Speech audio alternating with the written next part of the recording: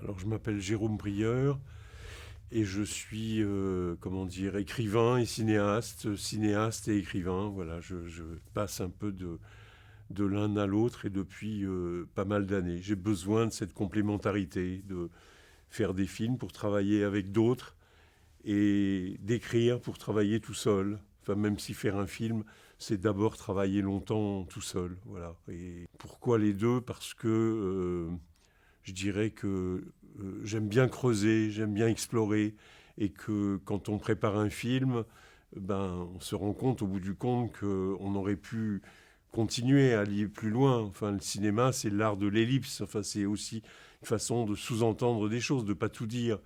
Et écrire, si je continue à creuser la voie que j'ai un peu forée, fouillée, ça permet de continuer, de ne pas s'arrêter là, d'aller plus loin. Et ça me passionne. Alors quand on arrive à un certain moment de sa carrière, on se demande si tout ce qu'on a fait est complètement éclectique et disparate, ou si au contraire ça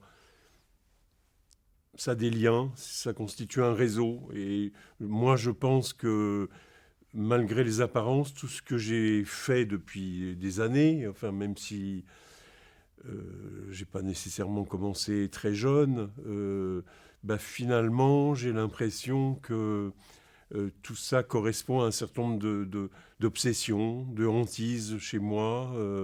Certaines, je les ai découvertes en travaillant, et puis d'autres, je savais que ça m'occupait. Voilà. Ce qui m'occupait, c'était les deux guerres mondiales. Enfin, je suis né peu après la seconde. Mais la première m'a beaucoup marqué à cause des grands-pères, à cause d'un grand-père, à tel point que vers l'âge de, je ne sais plus, 12, 13, 14 ans, j'avais entrepris d'écrire une vie quotidienne des poilus, les soldats de la guerre de 14.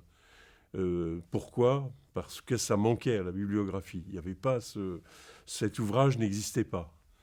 Et ça allait très loin parce que dans ma famille, il n'y a pas d'écrivain, il n'y a pas d'éditeur.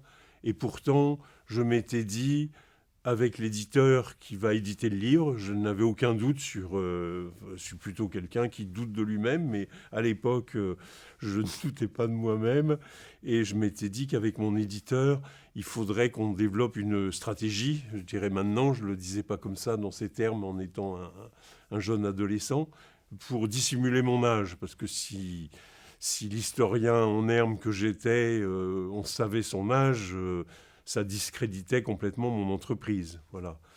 Et fort heureusement, avant que j'ai terminé, j'avais commencé, je passais beaucoup de temps à faire des recherches, à recopier quand même. À cet âge-là, on recopie, on n'est pas forcément... mais à savoir un peu à m'interroger sur la question des sources, des archives. Voilà. Bon, fort heureusement, le livre dont je rêvais est paru. Ça m'a ôté cette responsabilité, peut-être ce ridicule, j'en sais rien, voilà.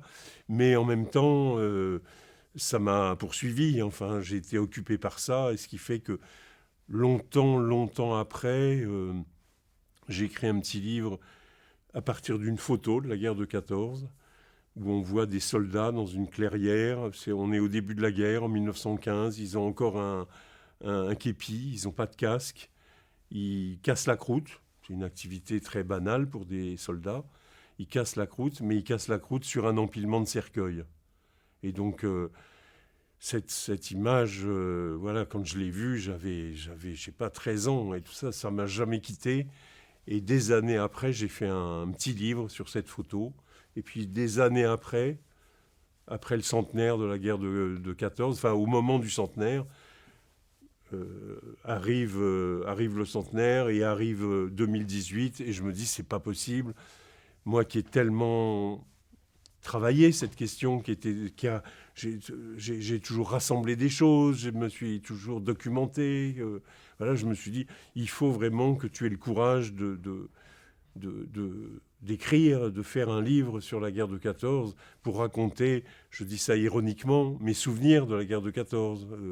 Et donc ce livre est paru aux éditions du Seuil en 2018. Et ça s'appelle La moustache du soldat inconnu. Et c'est constitué des reliques, des images, des photos, d'un petit film amateur que je scrute comme un archéologue pour essayer de retrouver ce qui a disparu à ce moment-là et ce pourquoi un jeune homme, et ensuite un homme, ça a été fracassé par cette histoire qui est très ancienne pour moi, évidemment, qui n'a pas de lien immédiat avec ma vie, mais qui m'a beaucoup marqué.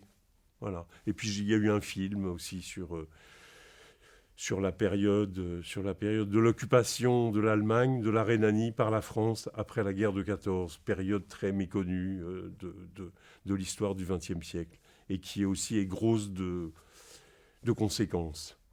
Le cinéaste, le réalisateur, et bon, et je ne parle pas pour tout le monde évidemment, mais celui que je suis et qui est passionné par l'histoire, vous l'avez noté, je me suis intéressé à l'Antiquité, à l'histoire des débuts du christianisme et au XXe siècle par exemple. C'est des périodes historiques qui ont exercé un grand rôle, un grand rayonnement, y compris un rayonnement nocif. Enfin, ces périodes n'ont pas forcément laissé toutes les traces qu'on aimerait trouver, que les historiens aimeraient trouver. Et je me sens à la fois passionné par l'histoire, proche des historiens, que je lis évidemment, mais aussi plus proche d'une autre discipline qui est l'archéologie. C'est-à-dire que pour moi, faire un film, ça a beaucoup à voir avec l'archéologie. Pourquoi l'archéologie ? Parce que l'archéologie exhume des objets quotidiens, des traces matérielles, comme disent les archéologues. Et il n'y a rien de tel pour un cinéaste que d'avoir des traces matérielles, une ruine, un mur, du papier, sans qu'on sache forcément ce qu'il y a sur le papier, des photos, des choses comme ça qui peuvent paraître un peu insignifiantes et qui, en réalité, pour moi, contiennent un monde, contiennent le passé, contiennent quelque chose qu'on a perdu.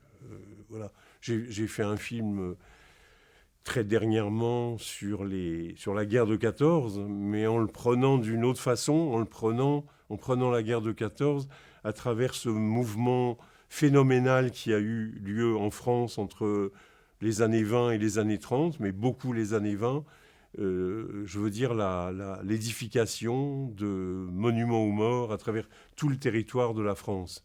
Et dans ces monuments aux morts, il y a beaucoup de monuments qui sont des statues. Et parmi ces statues, ces sculptures, il y en a de banales, il y en a de répétitives, il y en a qui ont été faites en série.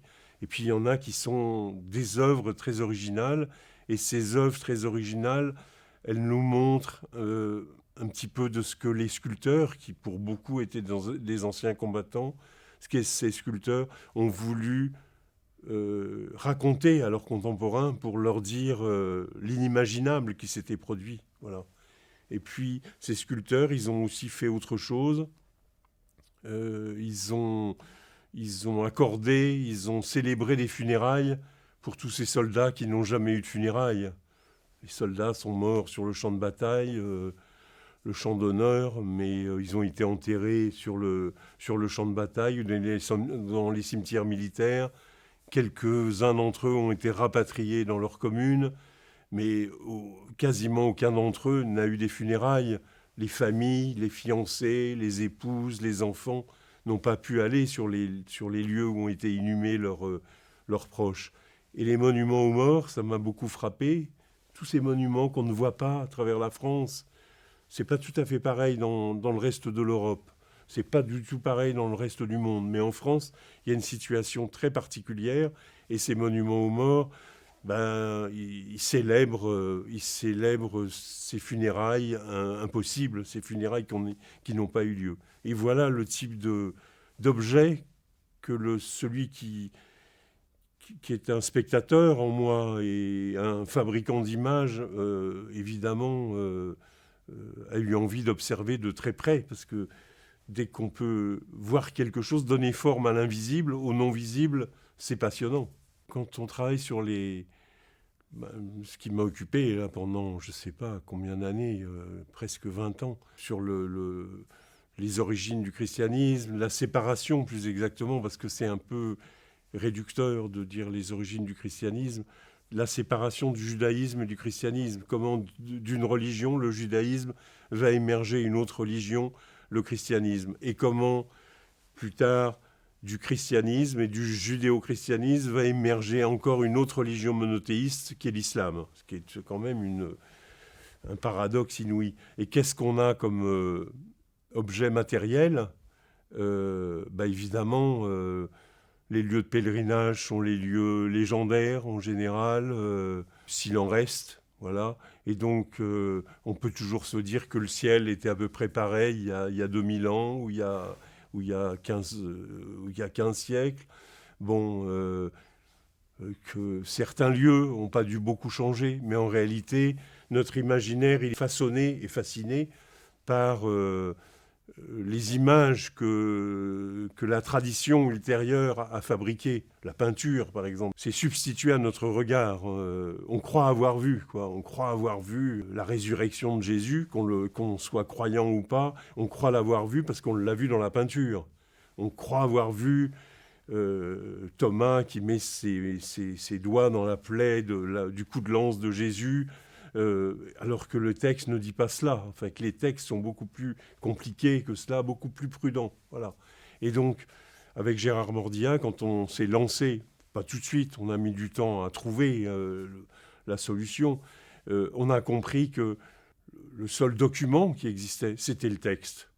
Alors le texte qu'on peut lire toujours aujourd'hui dans les évangiles, dans un des évangiles, dans le récit de la Passion, de l'évangile de Jean, dont on a pris tous les mots, toutes les phrases qu'on a regardées comme ça au microscope, avec des dizaines de chercheurs du monde entier. Mais on a compris que le travail archéologique était aussi un travail de lecture, qu'il fallait lire patiemment chaque mot, et que dans chaque mot, il y avait quelquefois un univers. Il y avait un univers de malentendus, il y avait un univers de conflits, il y avait un univers de drames, il y avait des enjeux, il y avait des débats, des controverses. Parce que ce qui nous a beaucoup frappé, mobilisé, quand on a fait ce travail sur les évangiles, c'est d'abord la première chose qui nous a motivés, c'était la question linguistique. C'est-à-dire que pendant longtemps, pendant plusieurs mois, on a travaillé cette question linguistique en se disant l'histoire de Jésus, c'est une histoire qui se passe en Galilée et en Judée. Comment se fait-il que les textes chrétiens, enfin même si le mot est anachronique, il n'y a pas de chrétiens à l'époque de Jésus, mais comment se fait-il que les textes chrétiens, on les ait retrouvés uniquement en grec? Uniquement. Toutes les copies, tous les papyrus sont écrits en grec. Principalement, ils ont été retrouvés en Égypte parce que le climat permettait de conserver ces papyrus. Voilà. Et donc, on a été très fascinés par les hypothèses de rétroversion de savants qui cherchaient à démontrer que derrière le grec du Nouveau Testament, il y avait un substrat sémitique qui était soit hébreu, soit hébraïque, soit araméen. Voilà. Et puis, au bout d'un moment, on s'est rendu compte qu'il était vain de chercher à avoir une clé qui permettrait de tout comprendre du texte. Et que la clé, par exemple, de la langue, permettait de comprendre certains passages des textes, mais ne permettait pas de tout comprendre. Et que donc, c'était le texte lui-même, le texte reçu, le texte transmis, qu'il fallait questionner, et questionner de multiples points de vue, avec des philologues, des épigraphistes, des historiens du judaïsme, des historiens du christianisme, des spécialistes des pères de l'Église, etc., etc. Et ce regard croisé a produit des résultats, je pense, extraordinaires, d'autant plus extraordinaires que souvent on nous a dit « mais vous vous rendez pas compte, vous avez permis au professeur X de dialoguer avec le professeur Y, alors que dans la vie, ils peuvent pas se parler, qu'ils se supportent pas. » Enfin, voilà. Mais en dehors de cet aspect un petit peu anecdotique, le fait qu'on a pu interroger des savants du monde entier, parmi quelques-uns des meilleurs chercheurs du Nouveau Testament, et dans une volonté résolument non confessionnelle, laïque. On a interrogé des chercheurs qui étaient catholiques, protestants, mais aussi juifs, athées, etc. Enfin, ce n'était pas un critère du tout pour nous. Je crois qu'on a dit des choses à ce moment-là, à la fin du XXe siècle, au début du XXIe, on a dit des choses dont on me parle toujours. C'est-à-dire qu'il n'y a pas de semaine sans que je rencontre des gens qui me parlent de Corpus Christi, de l'origine du christianisme, de l'Apocalypse, de toutes ces séries.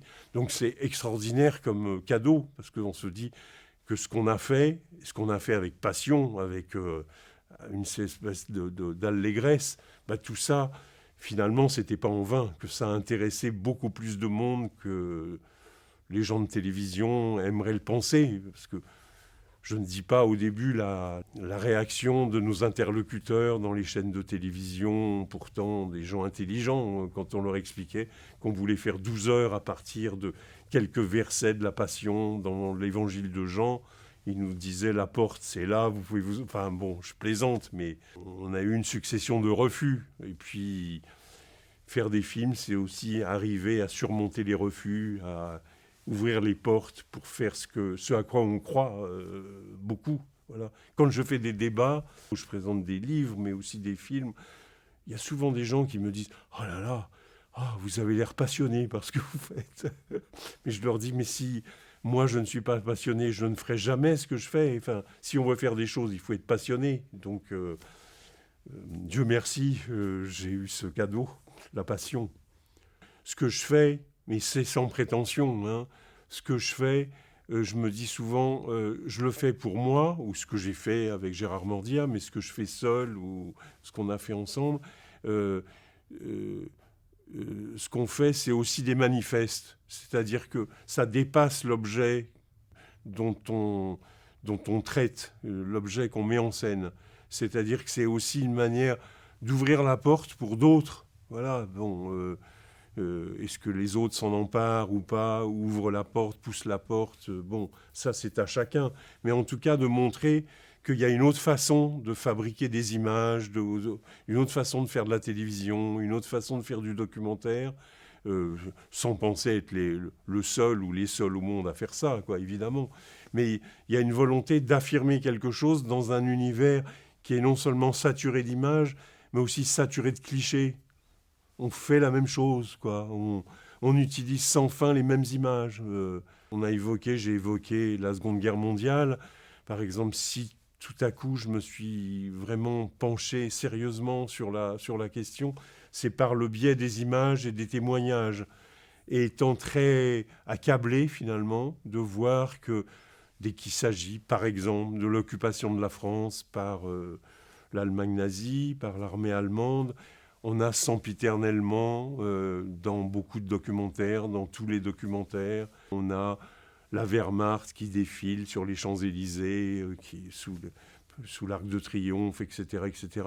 C'est des images, c'est littéralement des images qu'on ne voit plus, tellement on est habitué à les voir, on ne les voit plus, quoi. Et donc, j'ai envie de me débarrasser de ça. Quand je fais un film, j'ai envie de me débarrasser des clichés.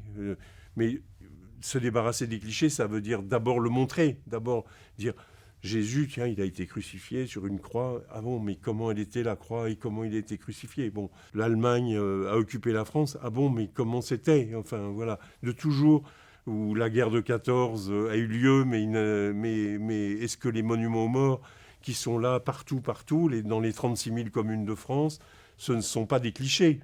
Voilà, parce que ça nous habitue à une représentation un peu pompière, pompeuse, héroïque de la guerre de 14, qui n'a que très, très, très peu de rapport avec la réalité de ce qu'a été l'horreur de cette guerre. Donc, il y a le cliché qui nous empêche de voir. Et donc, dès qu'on peut aller au-delà, j'ai beaucoup utilisé, par exemple, à un moment donné, des images de films amateurs.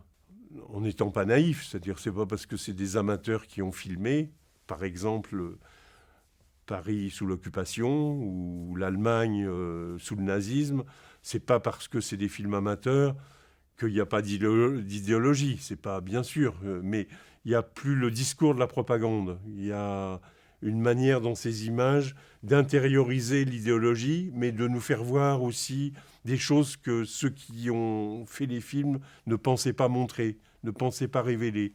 Ne serait-ce que en Allemagne, en 1900, je sais pas, 41, à Noël, il y a le sapin, on est heureux, enfin voilà, ne serait-ce que des choses comme ça. Et donc, tout à coup, ça fait beaucoup réfléchir. Il n'y a pas très longtemps, pour raconter quelque chose de personnel, je voyais un médecin que je vois une fois par an pour vérifier des choses, quoi.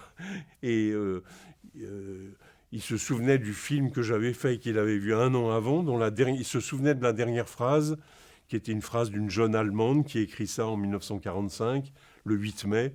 Elle dit, ce jour-là, nous avons perdu la guerre », sous-entendu, c'est une catastrophe, mais ce serait bien pire si nous l'avions gagnée. Voilà.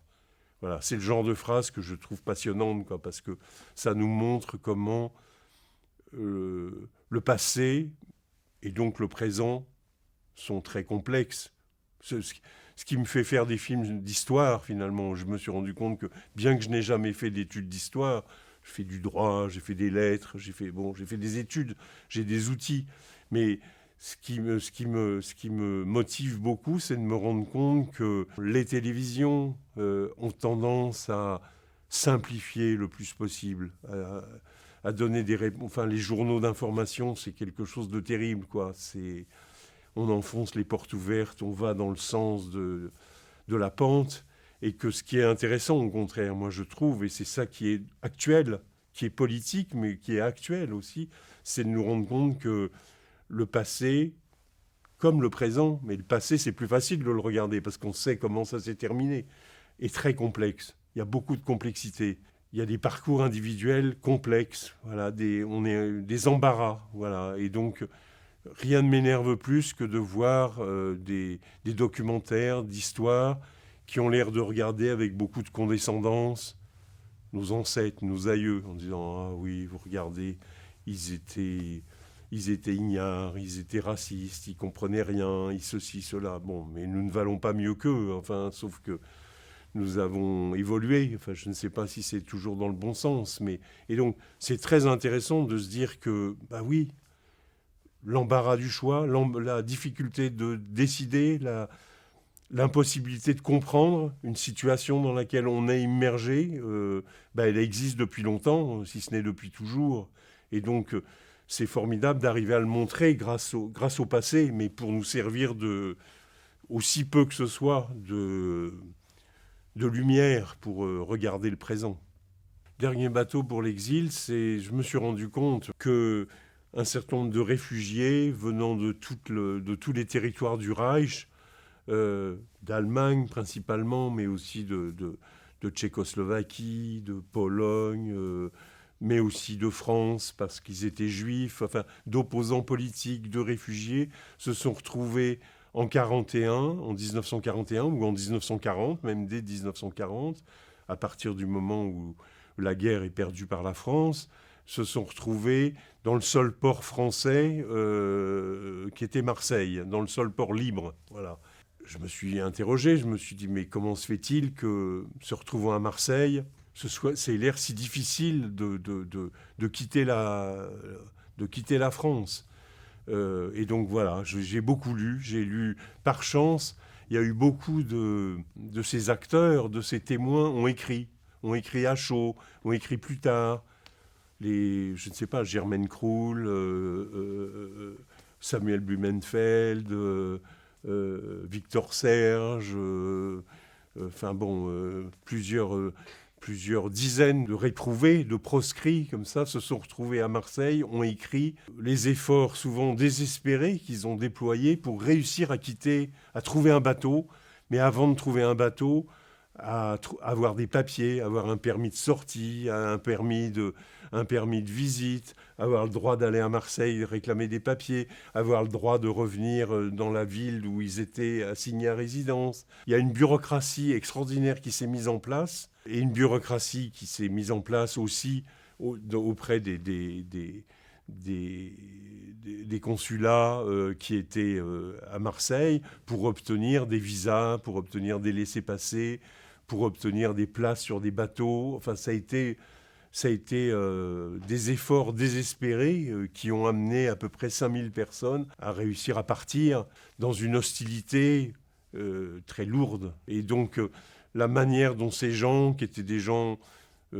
éduquée. Enfin, Hannah Arendt a écrit un très beau petit texte que je ne cite pas dans le film, mais où elle explique ce que c'est que la situation du réfugié et comment on a tout perdu alors qu'on est pareil aux autres. Enfin, et donc, j'ai eu envie d'éprouver ce que c'était que le statut d'un réfugié autrefois, là, en 1941.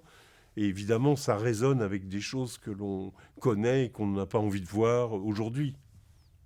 Il y a des chanceux qui ont plus d'énergie peut-être que les autres, qui ont plus de chance. Enfin bon, le destin les a plus favorisés culturellement, ou le hasard, enfin voilà, qui réussissent à s'embarquer et on peut se dire, bon, ça y est, c'est fini, ils sont sauvés. À leur place, je pense qu'on se serait peut-être pas dit cela, parce que pendant la traversée, elle durait en général... un mois, donc c'est long quand même, un mois sur un bateau. On peut être victime d'une attaque maritime. On vient de France, donc on n'est pas forcément bien perçu par les Anglais, on n'est pas forcément bien perçu par les Allemands. Donc voilà. Et puis surtout, sur ces bateaux, il y a une promiscuité infernale qui règne. Et donc, petit à petit, on comprend. Et là, il y a le témoignage au début de Triste Tropique de Claude Lévi-Strauss qui était sur un de ces bateaux et qui raconte avec beaucoup d'intelligence et un souci de l'anthropologie, qui raconte à quel point les gestes, même si lui d'ailleurs avait un traitement de faveur parce qu'il avait déjà pris l'un de ces bateaux, donc il était mieux traité que d'autres. Mais on se rend compte qu'il y a la faim, il y a le sommeil, il y a la crasse, il y a l'impossibilité de se laver, enfin il y a tout ça, il y a tout un ensemble de choses, l'entassement, puis il y a aussi des conflits qui préexistent, enfin des rapports de classe qui préexistent entre les uns et les autres, qu'il y a des rivalités politiques. C'est pas parce qu'on se retrouve sur un bateau comme sur l'Arche de Noé ou sur le Titanic que tout le monde s'aime. Il y a les trotskistes qui détestent les staliniens et vice-versa. Dans le clan des républicains espagnols, il y a aussi comme ça des... Voilà. Il y a ceux qui sont riches et donc qui voient d'un mauvais œil les juifs d'Europe centrale qui fuient la France. Voilà. Et donc, il y a plein de petites haines, de petites rivalités, de petites distorsions comme ça qui sont évidemment à la mesure de l'espèce humaine. Enfin, voilà, c'est ne pas réfléchir que de penser qu'à partir du moment où on est sur un bateau, tout est fini. Et donc, ça m'intéressait de faire sentir cela. Voilà. Et puis, on se dit, bon, quand même, voilà, il y a tout ça, il y a l'épreuve. Mais avant l'épreuve, après l'épreuve, bon, ça va mieux, la dernière épreuve. C'est pas si simple parce que on arrive sur les bateaux, on arrive sur une terre française, on arrive en Martinique. Et en Martinique, qu'est-ce qui se passe ? On est interné dans des camps d'hébergement. Alors, ceux qui en parlent, Germaine Kroul, la photographe par exemple, mais d'autres parlent de camps de concentration. Victor Serge aussi emploie le mot camp de concentration. Parce qu'à l'époque, en 1941, quand ils écrivent, ce sont des lieux de concentration. Ils n'imaginent pas qu'il y a bien pire que ça. Et donc il faut aussi un tout petit peu expliquer que les camps de concentration ne sont pas ceux que nous connaissons, enfin nous connaissons historiquement. Et puis, au petit bonheur, ensuite, ils ne sont pas voués à rester dans ces deux camps de Martinique. Martinique, c'est un paradis quand on parle de la France occupée, de la France pétainiste, c'est un paradis. On arrive... On est gardé, on dort n'importe comment, on est nourri n'importe comment, voilà. On fait l'épreuve de l'enfermement, etc., etc. Bon. Et puis, on saisit les premiers bateaux qui partent. C'est-à-dire que rares sont ceux qui ont pu aller où ils voulaient aller. L'essentiel, c'est de partir, de quitter cette terre de France et d'aller vers l'Amérique du Nord ou du Sud, mais en utilisant le premier bateau qui se présente. Si on a l'argent, si on a le billet, enfin c'est une épopée de la bureaucratie toujours.